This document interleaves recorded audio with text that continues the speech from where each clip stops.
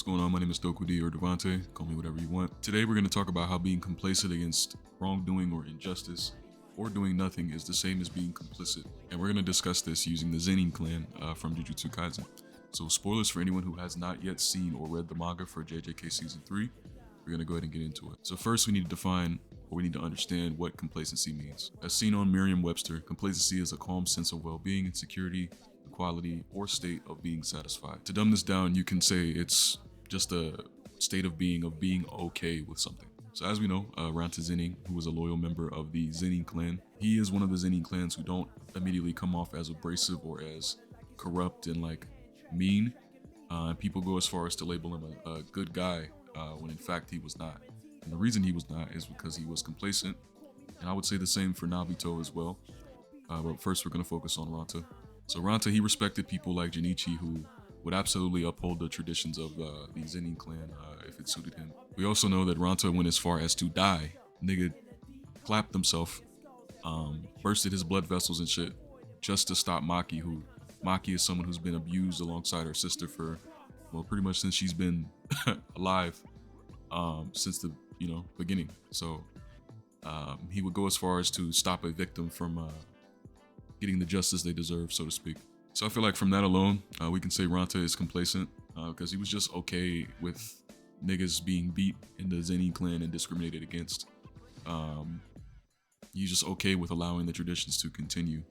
And so I guess now we get into how being complacent is the same as being complicit in doing those beatings yourself or doing the discrimination directly yourself. And that's very simple. If you see somebody do a crime, you see somebody do some wrongdoing, and you do absolutely nothing about it, you just go on about your day and go, not my business. That's being complicit because it's okay enough for you to continue to allow it to happen. So one of two things are true, or both. You're either too cowardly to stop it, which I'd say isn't necessarily an evil, but it is a flaw, so to speak. It is just messed up, you say it like that. So you're either too cowardly to do anything to stop it because you fear for your own, or you don't care enough to stop it. And I believe Ranta truly didn't care enough. I also believe if he tried, he would get clapped. That's irrelevant to me because I feel like there should be a level of selflessness in a person who would claim to be good, and a person who would claim to be good, not necessarily preserving yourself, is always the first thing on the list. Other people matter too, and I think as people, if you take it into real life, and as characters who are supposed to be good, they should have a level of selflessness about themselves.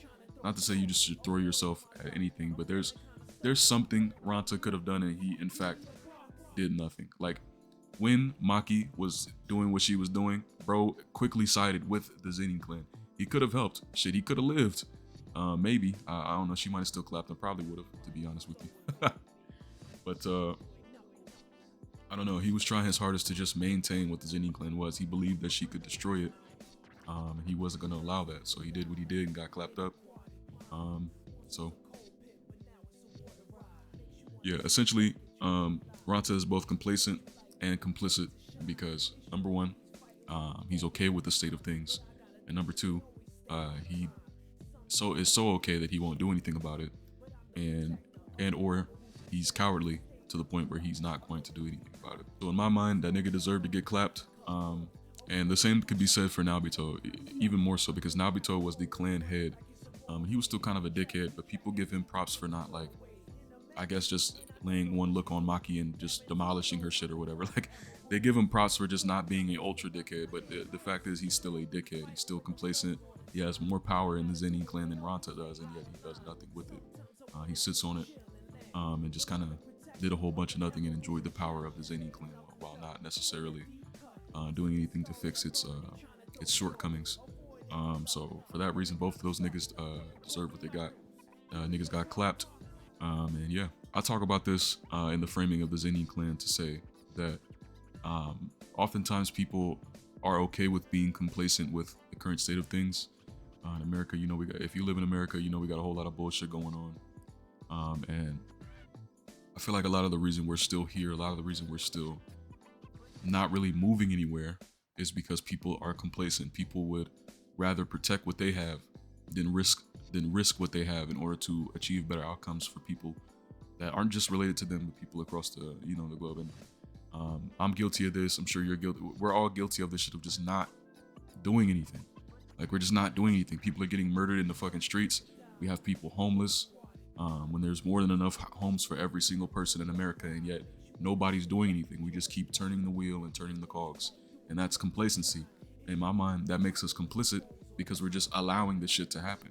When we as people, if we can unify, we as people hold the power to take that power away from the 1%, away from people who own a bunch of shit. The money comes from us. The services come from us. And so if we take that away, we have the power to, make society whatever we want it to be. At the end of the day, the masses of the people run the machine.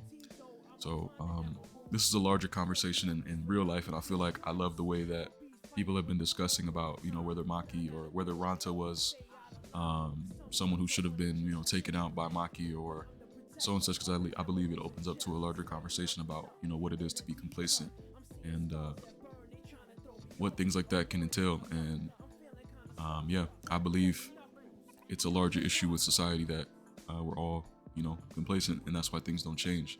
When you tell yourself and you tell yourself, well, this is how things have to be, and this is just how the world is, and that's just this, and it's just that. No, I can't lose this and that. You already lose the match. You lose the game. You lose the war, because you're already convinced that this is how things have to be. You're already too scared and too, for lack of not lack of a better term, but cowardly to put at risk what you have in order to reach better outcomes, not just for you, but for humanity, for the next man down the street. And I believe people should have an obligation to one another to want the well-being of each person. People shouldn't just be individualized in the sense that we're focused on what we got going on or our immediate family. I should care about the person down the street. I should be there for my neighbors, be there for, people across the world. They should be there for me. We should have a large support system, but we don't have that because we're all too busy eating our own tails. We're all too busy trying to survive constantly. But the thing about that is, if we all put our foot down, there's no need to keep running this rat race.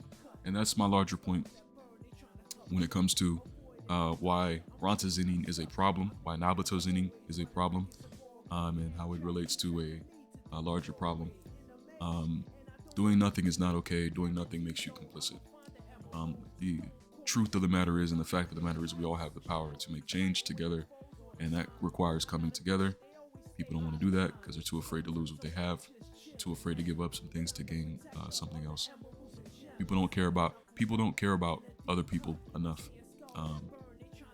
It's not justified to look after yourself if it means someone else has to suffer because of it. But yeah, that's my point. We should care about each other more. Also, JJK's been fire. Hope you niggas like this video. Leave in comments what you think below. This is kind of a short topic. Just wanted to expand on it a little bit and talk about the larger conversation. Hope you enjoy the drawing. But appreciate the support lately. We went from 200 something subscribers to 350 now, I believe. So I want to thank every one of you for hitting that subscribe. I really appreciate it. It means more than you know. And I'm excited to keep making videos and keep drawing and keep going over topics. Definitely going to be releasing some more videos soon. But anyway, hope y'all niggas have a good day. Leave your thoughts in the comments below. I'm going to see y'all niggas later. See ya.